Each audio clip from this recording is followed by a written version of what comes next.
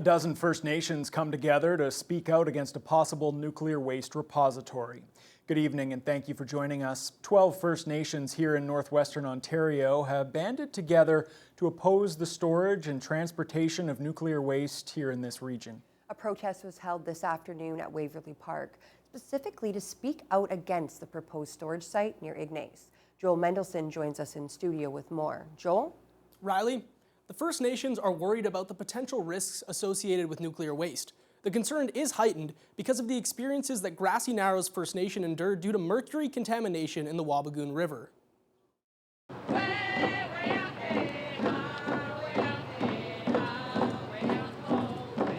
A unified stance against nuclear waste in northwestern Ontario.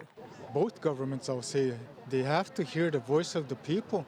The Land Defence Alliance led a demonstration at Waverley Park to emphasize their stance against nuclear waste being brought to this region. The site near Ignace is one of two on the short list by the Nuclear Waste Management Organization. And this summer, Ignace Council voted in favor of continuing to work with the NWMO to bring the $26 billion project to that part of the region. Grassy Narrows First Nation Chief Rudy Turtle says the money is not worth it. Like, do you take short-term economic benefits, which will last, maybe 5 to 25 years, versus what could be a potential disaster for hundreds of years, because nuclear waste just doesn't go away. Gulf Bay is another one of the 12 First Nations that signed the letter of opposition to the NWMO. Chief Wilfred King says the First Nations ought to be consulted on matters of this nature. We were never ever contacted by the organization about this, and we feel that there is a legal duty to consult with all First Nation communities, especially if the nuclear waste is being hauled across our territory.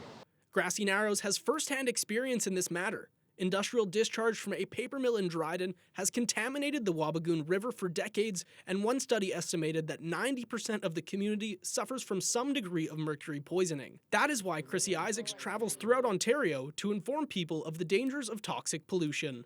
My purpose was to educate people about what was going on in Grassy. We had 8,000 people in attendance, of the River Run Rally in Toronto. 8,000 people, that's 8,000 people that know about what's going on, in northwestern Ontario.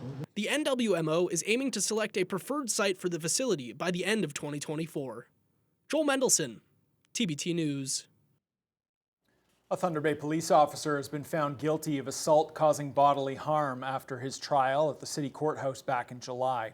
Constable Ryan Doherty had pleaded not guilty to the charge, which was laid by the SIU after the incident in November of 2022.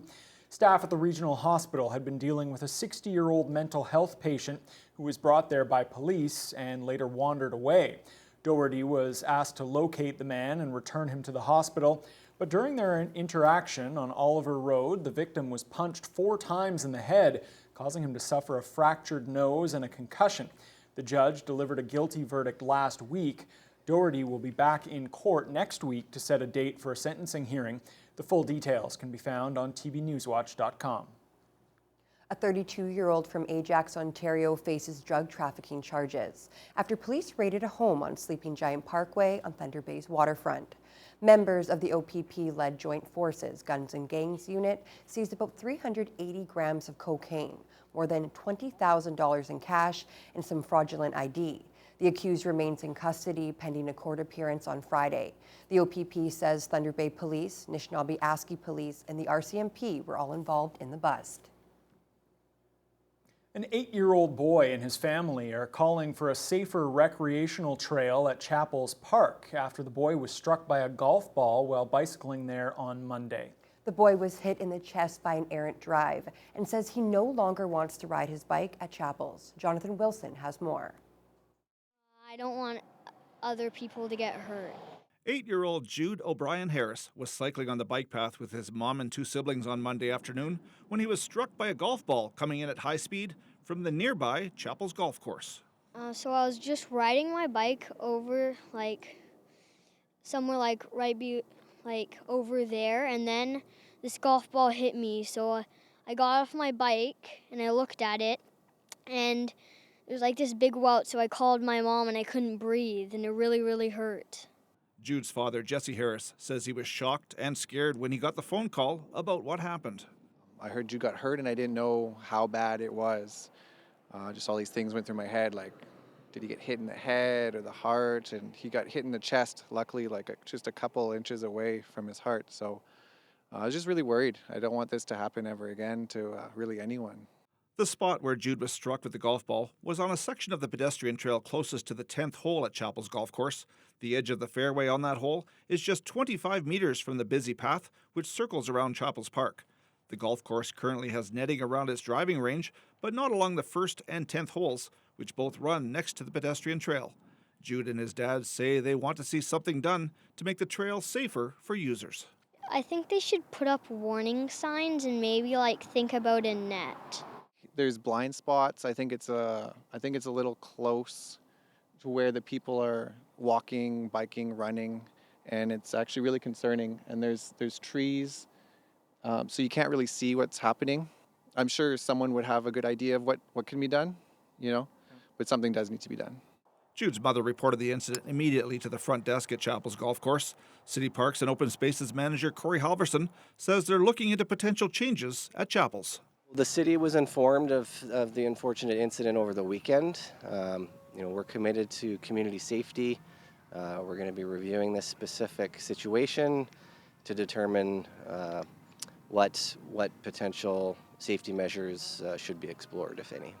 You can see that in other locations on the golf courses we have installed some netting, so that will be one of the considerations for sure. Jonathan Wilson, TBT News.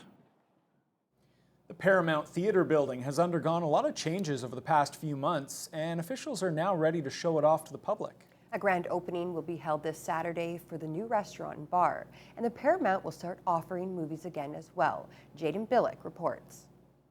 I just want to see this building come back to life. I want to see people here smiling, laughing, having fun. The Paramount Theater first opened in 1948. The classic building has been reimagined into a restaurant and bar where both children and adults can enjoy the vintage atmosphere and the additional offerings that will be available in the coming weeks. General Manager James Mahon says the owners have been investing heavily in the location to increase what they can provide to the community. So the Paramount building is such a historical building, and it's been the cornerstone of the North End for the better part of 80 years, right? So the reason we picked this is because I wanted to see this place absolutely come to life. It's just such an amazing building that we need to see people enjoying the use of the space. The popular play center no longer has the Maple Moose name, but it will remain operating as part of the Paramount group of attractions. The theater will continue to host plays, but will now be used to show classic and newer movies, just like it did years ago. Meanwhile, a great deal of work has been done in order to host live bands and other forms of entertainment. A brand new sound system, equipped with lights and lasers, has been implemented. And the team says they're very excited to give all formats of local entertainment a great venue. The North End has a very vibrant nightlife, and we want to kind of provide a different angle and perspective on what that can look like as well. So we want to bring in live bands, we want to bring in daytime bands as well, like not just for the nightlife. And we want to just showcase what this location has to offer to the community and bands across the city. An official grand opening with free admission will be hosted this Saturday from 10 a.m. to 8 p.m. to showcase everything the community can look forward to at the Paramount building. Jaden Billick, TBT News. As the temperatures start to drop, many people will start digging out their winter coats to keep warm. And to help ensure no one will be left unprotected from the cold, Gear Up for Outdoors has launched its 18th annual Spread the Warmth Winter Coat Drive. From now until December 20th, the Sports Store is asking community members to open their hearts and closets to donate new or gently used winter coats, jackets, outerwear, and sleeping bags. The items will be distributed to the Shelter House, Grace Place, and Precious Bundles. Gear Up for Outdoors President John Wynn says the drive is about more than just collecting jackets. It's a chance for people to be there for one another. We have lots of support from the community. The businesses, nonprofits have all been out there to step up and help everybody out. Even through NOSH, which is the North of Superior Hospitals, they bring in jackets from the region to Thunder Bay and help out. Students help out as well. We have people who are either unhoused and are in precarious financial situations. Things are getting more expensive all the time, including clothing, jackets, anything else that they might have to buy. So there are people that don't have some of those necessities. Donations can be dropped off at Gear Up for Outdoors on Alloy Place.